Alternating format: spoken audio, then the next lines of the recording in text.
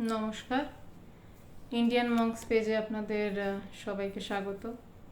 আজকে স্বামী শিষ্য সংবাদের আলোচনার বিষয় স্বামীজি এবং শিল্পকলা, তার সাথে আধ্যাত্মিকতা কিভাবে সে মিশছে।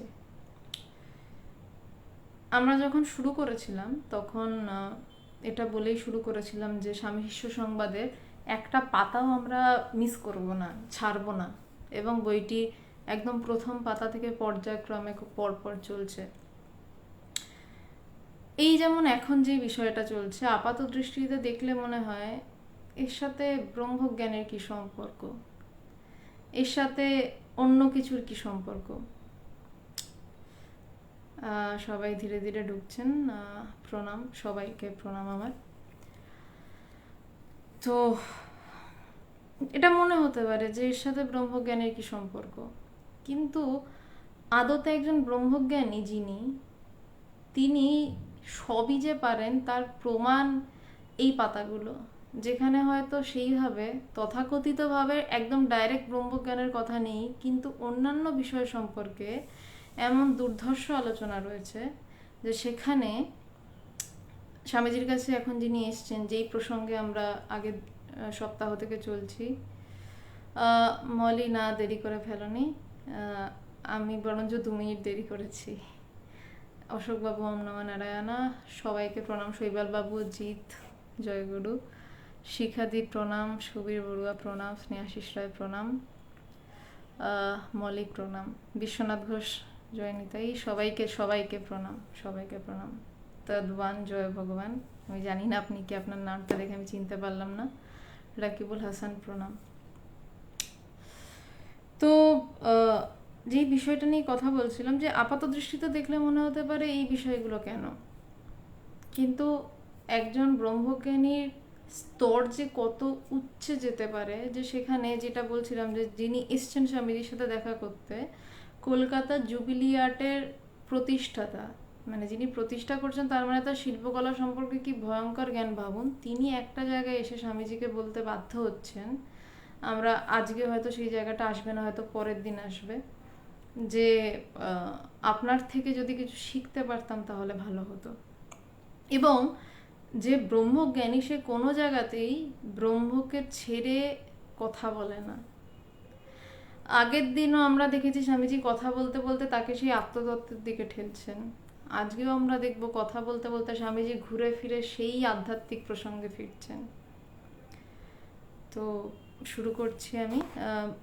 মঞ্জুশ্রী কুণ্ডু, ধন্যবাদ, অনেক ধন্যবাদ। মঞ্জুশ্রী কুণ্ডু প্রণাম, সুদীপ লোধ প্রণাম, বিক্রমবাবু প্রণাম, সবাইকে প্রণাম। আমি বইতে ঢুকছি।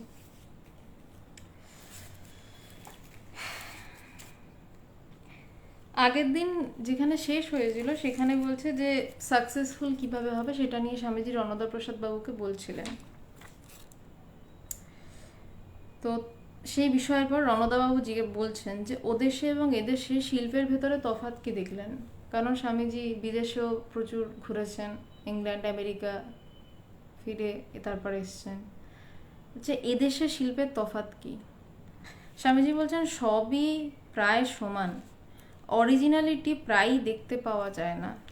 ওইসব দেশে ফটোযন্ত্রের সাহায্যে এখন নানা চিত্র তুলে ছবি আঁকছে, কিন্তু যন্ত্রের সাহায্য নিলেই অরিজিনালিটি, নতুন নতুন ভাব প্রকাশের ক্ষমতা লোপ পেয়ে যায়।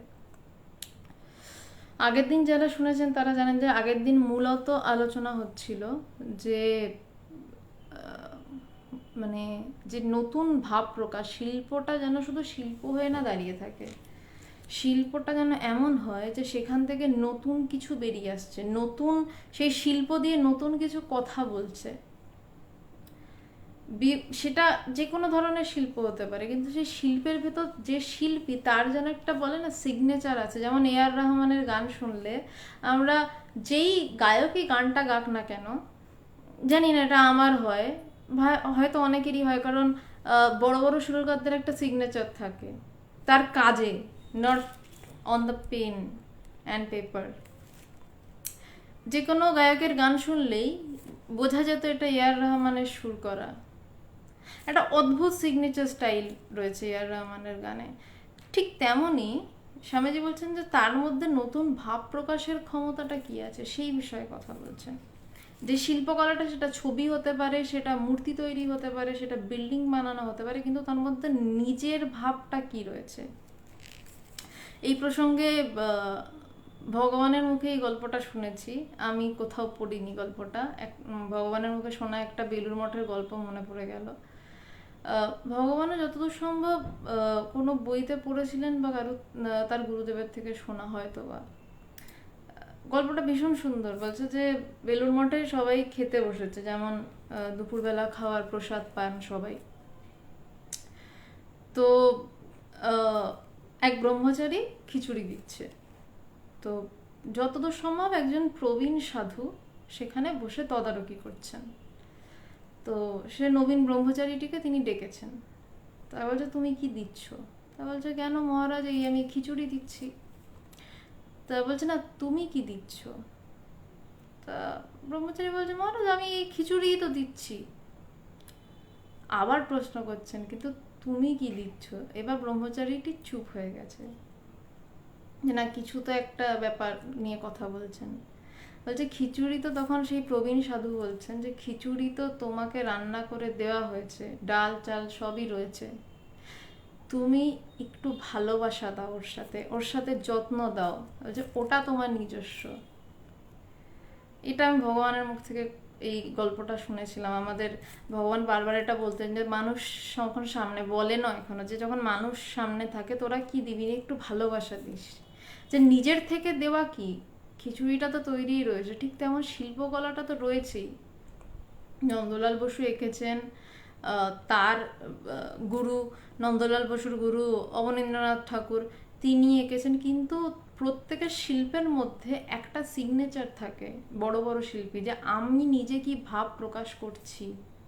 দেখলে বোঝা যায় এটা নন্দলাল বসুর স্টাইল, এটা অবনীন্দ্রনাথ ঠাকুরের স্টাইল, এটা রবীন্দ্রনাথ ঠাকুরের এইরকম যেন ধাঁচটা বোঝা যায়।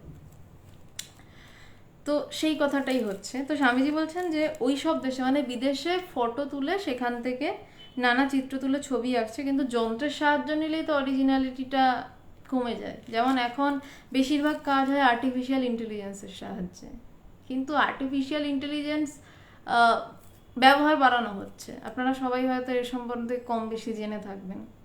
ফেসবুকের অনেক কিছু আর্টিফিশিয়াল ইন্টেলিজেন্স করছে, কিন্তু মানুষের বুদ্ধি, তার কাছে আর্টিফিশিয়াল ইন্টেলিজেন্স কোথায়, যেখানে প্রপার ইন্টেলিজেন্স বসে রয়েছে। তার থেকেও বড় কথা, যেখানে স্বয়ং ইন্টেলিজেন্সের শুরু, সেখানে আর্টিফিশিয়াল ইন্টেলিজেন্স কি করতে পারে। ঠিক তেমনই যখনই কোনো যন্ত্রের প্রবেশ হয়ে যায়, হয়তো সেখানে কাজ দ্রুততর হয়, অনেক রকমের কাজ হয়, কিন্তু নিজস্ব যে দেওয়াটা ওটা কমে যায়। আচ্ছা, সবাইকে শুভ সন্ধ্যা, সবাইকে প্রণাম। আমি আজকে আলাদা আলাদা করে কাউকে কিছু বলতে পারছি না, কারণ অলরেডি বেশ কিছুটা দেরি হয়ে গেছে। সবাইকে প্রণাম, যাদেরকে আমি মেনশন করতে পারলাম না প্লিজ কিছু মাইন্ড করবেন না। সবাইকে আমার প্রণাম এবং শুভ সন্ধ্যা। যদিও এখন শুভরাত্রির প্রায় হয়ে এসছে, সেই জন্যই তাড়াহুড়ো করছি একটু। যে আগেকার ভাস্করগণ আপনাদের মাথা থেকে নতুন নতুন ভাব বের করতে বা সেইগুলি ছবিতে বিকাশ করতে চেষ্টা করতেন। এখন ফটোর অনুরূপ ছবি হওয়ায় মাথা খেলাবার শক্তি ও চেষ্টার লোপ হয়ে যাচ্ছে। তবে এক একটা জাতের এক একটা ক্যারেক্টারিস্টিক্স রয়েছে, আচারে ব্যবহারে আহারে বিহারে চিত্র ভাস্কর্যে সেই বিশেষ ভাবের বিকাশ দেখতে পাওয়া যায়। এই ধরুন ওদেশে গান বাজনা নাচের এক্সপ্রেশনগুলি সবই পয়েন্টেড, সূচাগ্রের ন্যায় তীব্র, নাচছে যেন হাত পা ছুটছে। মৌসুমী দি, আজকের টপিকটা হচ্ছে স্বামীজি, আধ্যাত্মিকতা এবং শিল্পচর্চা। তো বলছে ওদেশে মানে বিদেশের নাচছে যেন হাত পা ছুটছে, বাজনাগুলির আওয়াজে কানে যেন সঙ্গীনের খোঁচা দিচ্ছে, গানেও ওইরূপ। এদেশের নাচ আবার যেন হেলে দুলে তরঙ্গের ন্যায় গড়িয়ে পড়ছে, গানের গমক মূর্ছনাতেও ওইভাবে রাউন্ডেড মুভমেন্ট দেখা যায়, বাজনাতেও তাই। অতএব আর্ট সম্বন্ধে বিভিন্ন জাতির মধ্যে বিভিন্ন রূপ বিকাশ হয়। আপনারা সবাই কম বেশি শুনেছেন যে স্পেশালি লন্ডনে প্রচুর অপেরা গাওয়া হয়, মানে হয়তো অপেরা স্টাইল এমন একটা পয়েন্টে যাচ্ছে যেখানে কাজ ফাজ এরকম কাঁপছে আর কি ভেলোসিটিতে। তো বলছে এদেশে আবার মানে বলছে যে নাচছে যেন হাত পা ছুটছে, মানে ওদেশের বল ড্যান্স বা আর এদেশের কত্থক ভারতনাট্যম বলছে সবটা যেন একটা চক্রাকারের আবর্তন। এদেশের যে শাস্ত্রীয় আর ওদেশের যে শাস্ত্রীয়, আমি এদেশ ওদেশ ভাগ করেই কথা বলছি, বিদেশের যে শাস্ত্রীয় সঙ্গীত সাথে এদেশের শাস্ত্রীয় সঙ্গীতের একটা বেসিক তফাৎ হচ্ছে, এদেশের শাস্ত্রীয় সঙ্গীত গাওয়া হয় তার সাথে মিলে যাওয়ার জন্য, ব্রহ্মজ্ঞানের জন্য। এদেশের শাস্ত্রীয় সঙ্গীতকে এক প্রকার লয়যোগ বলা হয়, যেখানে আমি গান গাইতে গাইতে একটা পয়েন্টে গিয়ে আর গাইতে পারি না, ধ্যান হয়ে যায়। কিন্তু বিদেশে তো সে আধ্যাত্মিকতার ব্যাপারটা নেই, তারা গাইছে এবং তাদের যেটা বলছে তাদের সেটা জাতি অনুসারে ব্যাপার, বলছে নাচছে যেন হাত পা ছুটছে, গাইছে যেন কানে মানে কান খোঁজানোর মতন বিদ্যা, মানে অপেরা সহ্য করা যায় না, মানে যাদের অভ্যাস নেই, মানে যেন লাগছে কানে, বলতে সবই যেন সূচের মতন। কিন্তু এদেশেরটা সেরকম নয়, সেটা জাতির উপর নির্ভর করে।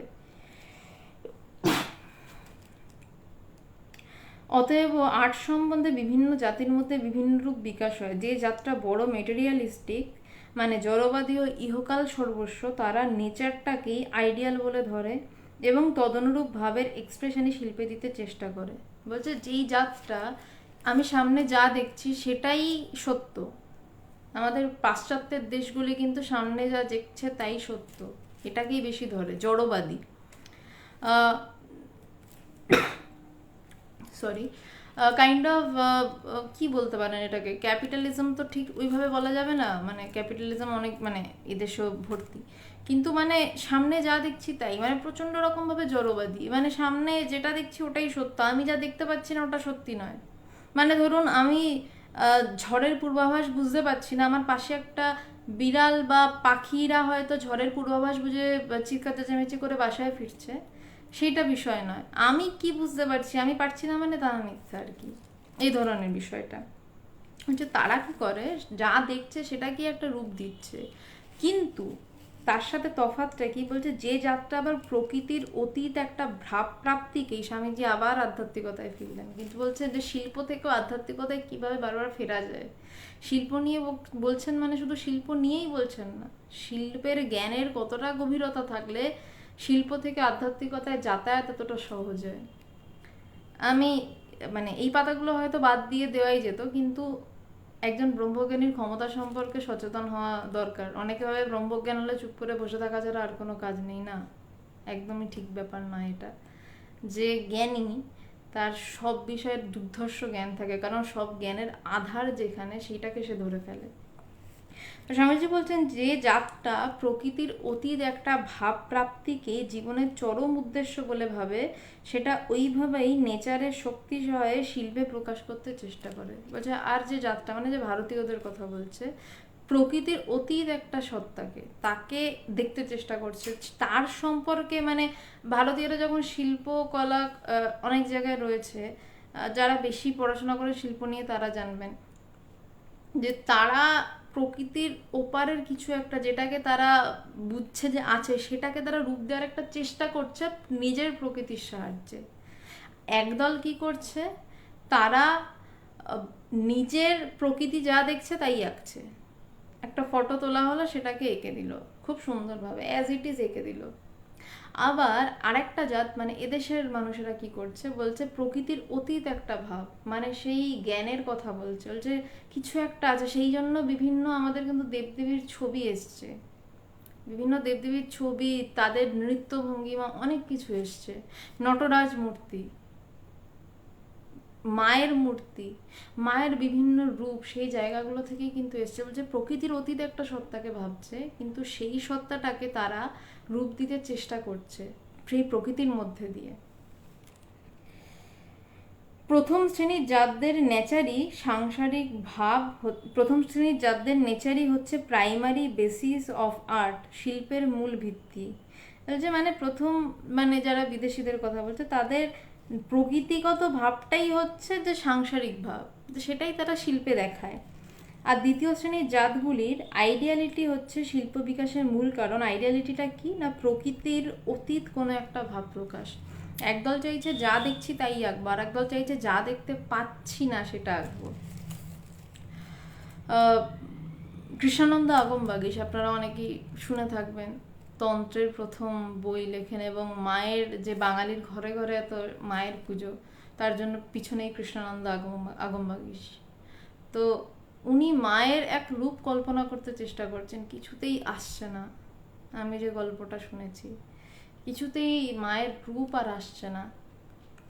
তিনি একটা মায়ের একটা অন্যরকম রূপ ভাবছেন। এটাও তো এক ধরনের শিল্প, সাধকের শিল্প। তো কিছুতেই আসছে না, অনেক ধ্যান করছেন, কিছুতেই সেই রূপ আসছে না। তো সকালবেলা বোধহয় হাঁটতে বেরিয়েছিলেন, সেই সময় দেখছেন এক মহিলা ঘুঁটে দিচ্ছে, তার খোলা চুল, আরও কিছু কিছু ব্যাপার দেখে তার মনে হচ্ছে এই তো আমার মা। সে প্রকৃতির অতীতে গিয়ে যেভাবে শাস্ত্রে বর্ণনা করেছে মা কালীকে, তার বাইরে গিয়ে সে মা বলে ভাবছে, সে ভাবতে চাইছে, এখানেই সাধকের শিল্প সত্তা।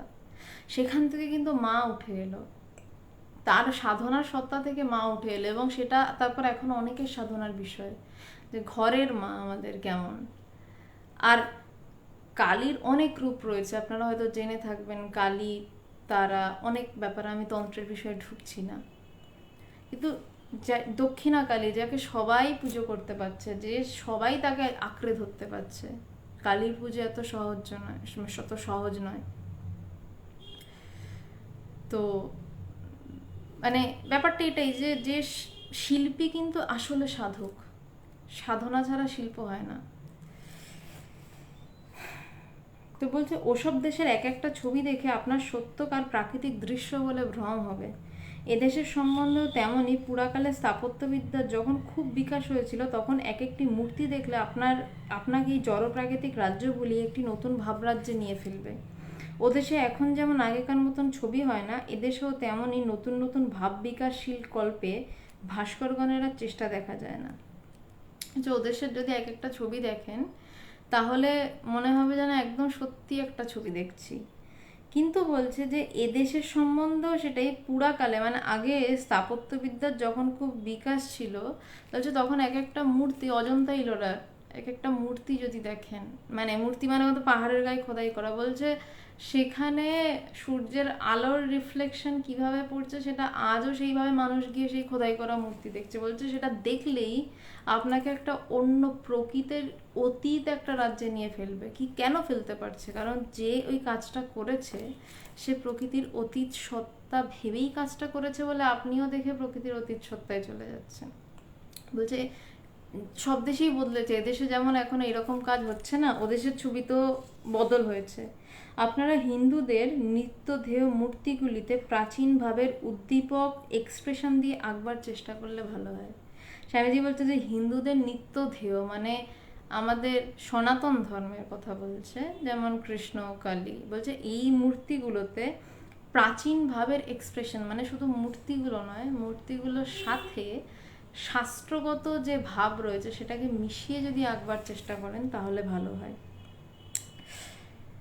রণদাবাবু বলছেন আপনার কথায় হৃদয়ে মহা উৎসাহ হয়, চেষ্টা করে দেখব, আপনার কথা মতো কার্য করতে চেষ্টা করব। একজন প্রতিষ্ঠাতাকে স্বামীজি এমনভাবে বলছেন যে আপনার কথায় মহা উৎসাহ হয়, সে বলছে রণদাবাবু, এবং বলছে আপনার কথা মতো কাজ করতে চেষ্টা করব। সুতরাং একজন আধ্যাত্মিক মানুষ যে শুধু আধ্যাত্মিকতা নিয়ে কথা বলে যাবে তা নয়।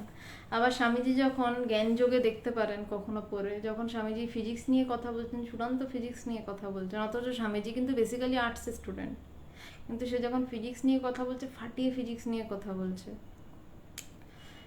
তো জ্ঞানী এরকমই, যখন যেই কথা বলে সেই কথার শীর্ষে গিয়ে কথা বলে, কারণ যেইখান থেকে সব জ্ঞানের উৎপত্তি, যেই জ্ঞান দিয়ে ফিজিক্স জানা যায়, যেই জ্ঞান দিয়ে আর্ট জানা যায়, সেই জ্ঞানটা তারা ধরে রাখেন, সেই জ্ঞানটা ধরে রাখেন, বা সেই জ্ঞানটা তাদের মধ্যে প্রকাশিত, ধরে রাখেন বলাও ভুল, প্রকাশিত বলাও ভুল, মানে তিনি তো সবসময় প্রকাশিত, কিন্তু সেই জ্ঞানটা জ্বলছে তাদের মধ্যে। স্বামীজি আবার বলিতে লাগিলেন, এই মনে করুন মা কালীর ছবি, এতে যুগপৎ ক্ষেমঙ্করী ও ভয়ঙ্করী মূর্তির সমাবেশ।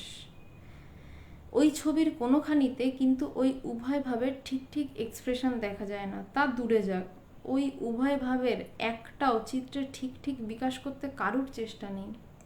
হচ্ছে কালী ঠাকুরের মূর্তিতে একদিকে অভয় অভয় হস্ত এরকম থাকে, একদিকে মুন্ডমালার খাড়া, যে একদিকে যেমন ক্ষেমঙ্করী ও তার আরেকদিকে ভয়ঙ্করী মূর্তির সমাবেশ, কিন্তু কোনো ছবিতেই ঠিক দুটো রূপের একত্র সমাবেশ দেখা যায় না। বলছে আমি মা কালীর ভীমা মূর্তির কিছু আইডিয়া কালিদা মাদার, স্বামীজির ভীষণ ভীষণ ইম্পর্টেন্ট একটা কবিতা কালিদা মাদার, পারলে কবিতাটা সবাই পড়বেন আর কি। এবং কবিতাটার বাংলাটাও অসম্ভব সুন্দর, যিনি ট্রান্সলেট করেছিলেন, কালিদা মাদার, মৃত্যুরূপা মাতা বাংলার নাম। শুরুই হচ্ছে শুরু বা মাঝের কোথাও নিঃশেষে নিভেছে তারাদল মেঘ এসে আবরিছে বেগ, কালীর অসাধারণ বর্ণনা করেছিলেন এবং সেটা করেছিলেন যত দূর সম্ভব। আমি হয়তো যদি খুব ভুল না হই, স্বামীজি যখন কাশ্মীরে ক্ষীর ভবানী মন্দিরে মায়ের বাণী শুনেছিলেন, যে ওই প্রায় শেষের দিকে চলে এসেছি, আমি এটা বলে শেষ করছি। ক্ষীর ভবানী মন্দিরের গল্পটা হয়তো অনেকেরই জানা বা অনেকেরই জানা নয়, তাই জন্য আমি ছোট্ট করে একটু রিপিট করছি। ক্ষীর ভবানী মন্দিরে আমিও গেছি, এখন মন্দিরটি অনেক সুন্দর। তো স্বামীজি যখন কাশ্মীর ঘুরতে ঘুরতে ক্ষীর ভবানী মন্দিরে যান, গিয়ে দেখছেন মন্দিরটা ভাঙা, একটা ভগ্নপ্রায় অবস্থা। তো ক্ষীর ভবানী কেন না, মাকে ক্ষীর ভোগ দেওয়া হয়, পায়েস ভোগ দেওয়া হয়। তো মন্দিরটা অদ্ভুত, এখনো জাগ্রত, অদ্ভুত ভাইব্রেশন। মন্দিরের ভিতরে একটা ছোট্ট এরকম চৌকো জলাশয় রয়েছে, জলাশয়ের রং বদলায়, এবং মন্দিরটার ভিতরে বেশ অনেকক্ষণ ছিলাম আমরা, এবং স্বামীজির এই কথাগুলো তখন বারবার মনে পড়ছিল আমার। অদ্ভুত ভাইব্রেশন এখনো মন্দিরটার ভিতরে। তো স্বামীজি সেখানে দেখছে চারদিক নোংরা হয়ে রয়েছে, ভাঙা প্রায় মন্দির। তো স্বামীজি শুয়ে শুয়ে ভাবছে যে অন্য কোনো ধর্ম এসে মন্দিরটা ওরকম অবস্থা করেছে, কাশ্মীরে তো বহু আক্রমণ হয়েছে। স্বামীজি ভাবছে আমি যদি সেই সময় থাকতাম, আমি মন্দিরের এই দশা হতে দিতাম না। আবারও লাইনটা বলছি, যে স্বামীজি নিজের মুখে বলা, যে আমি যদি তখন থাকতাম, আমি মন্দিরের এই দশা হতে দিতাম না। তো তখন স্বামীজি মায়ের বাণী, মায়ের কথা একদম কানে শুনতে পান। সেটা আমরা অলরেডি স্বামী শিশু সংবাদেই ছিল, পেরিয়ে এসেছি আমরা।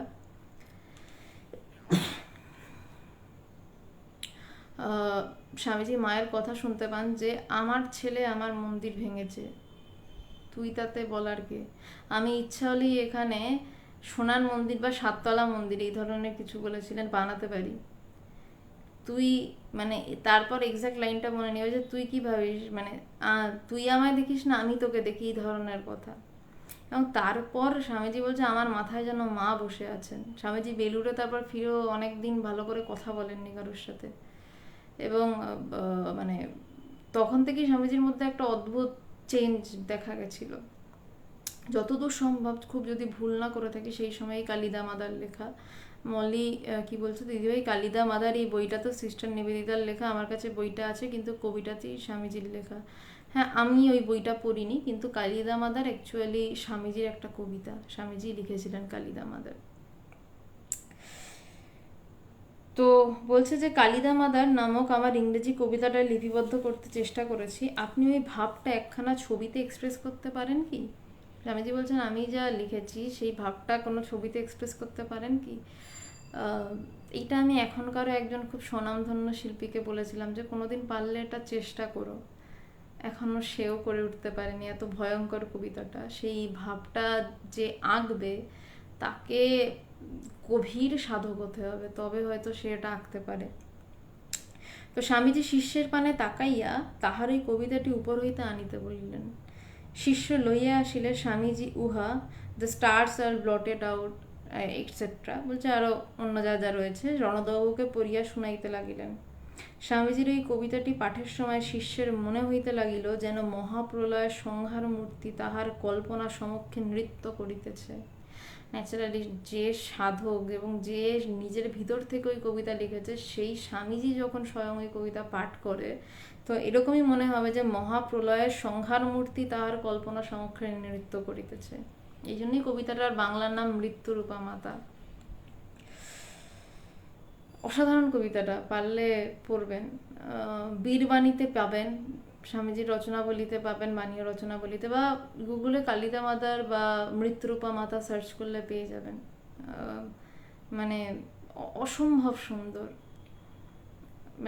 একটা জায়গাতে কবিতাটার বলা যে মানে ওই যতদূর সম্ভব ওটারই, মানে যাই হোক আমি লাইন ভুলে গেছি। আর একটি কবিতাও হতে পারে মায়ের সম্পর্কেরই লেখা, মৃত্যুরে যে বাঁধে বাহু পাশে মৃত্যুরূপা মাতা তারই কাছে আসে, যতদূর সম্ভব এই কবিতাটারই। তো অদ্ভুত লেখা। তো যে কিছুক্ষণ ভাবে, বলছে রণদাবাবু কবিতাটি শুনিয়া কিছুক্ষণ স্তব্ধ হইয়া বসিয়া রহিলেন। অত বড় একজন প্রতিষ্ঠাতা, সেও চুপ করে বসে গেছে।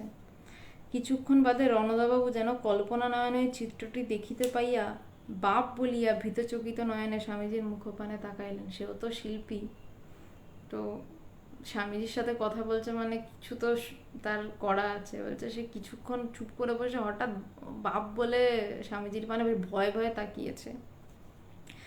স্বামীজি কেমন, এই আইডিয়া চিত্রে বিকাশ করতে পারবেন তো? স্বামীজি জিজ্ঞাসা করছে।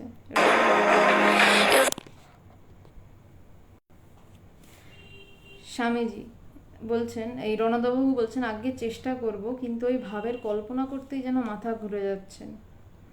শিষ্য বলছে যে সেই জায়গায় একটা পয়েন্ট করে পড়ে লেখা রয়েছে, শিষ্য তখন রণদাবাবুর সঙ্গে একত্র থাকিত।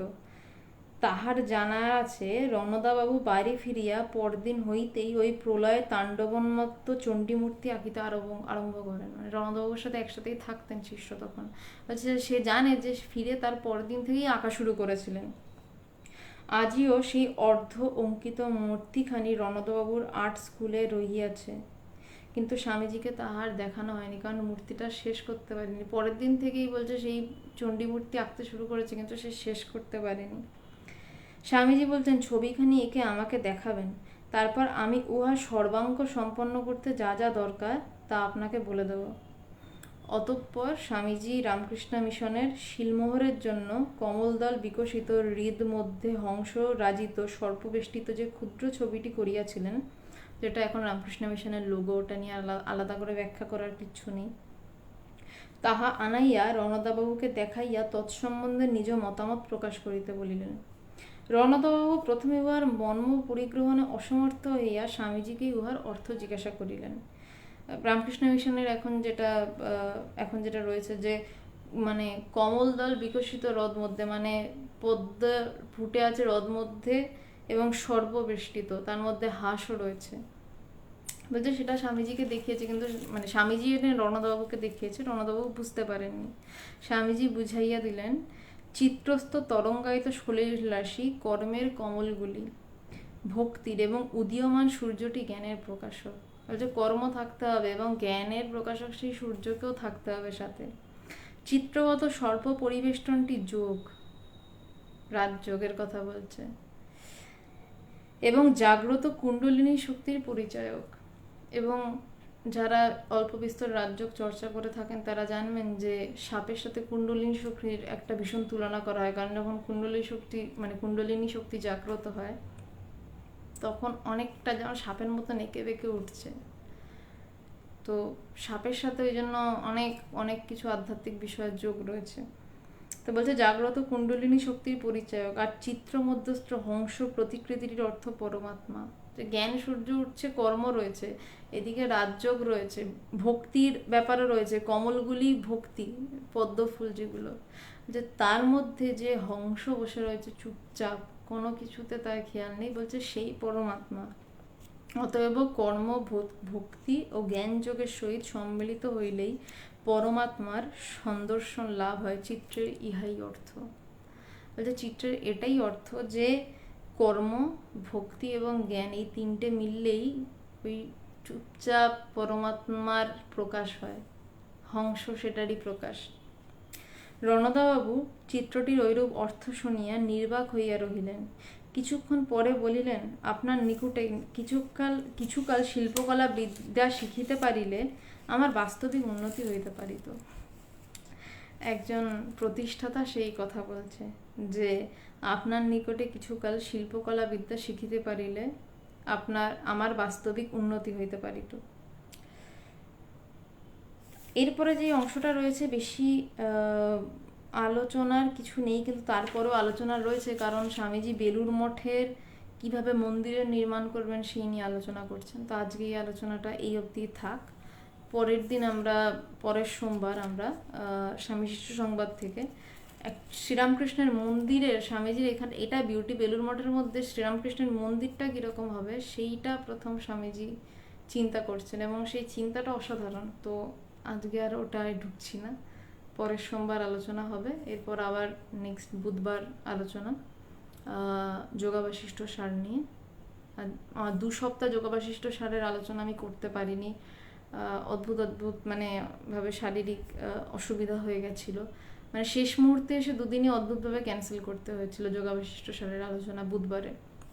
তো আশা করছি তার ইচ্ছা থাকলে এই সপ্তাহে যোগাবাশিষ্ঠ সারের আলোচনা হয়তো সম্ভব হবে, 3 দিনা চাওয়ালে তো হয় না।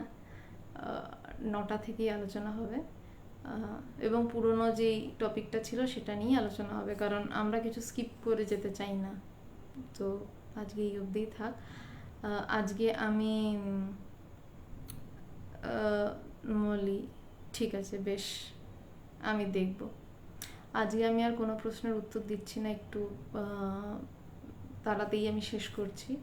বুধবার দিন যার যা প্রশ্ন রয়েছে বলবেন, আর আমি যদি কোনো প্রশ্ন থাকে কমেন্ট সেকশনে করবেন, আমি পরে উত্তর দিয়ে দেব। সবাইকে প্রণাম, নমস্কার, এখানেই শেষ করছি।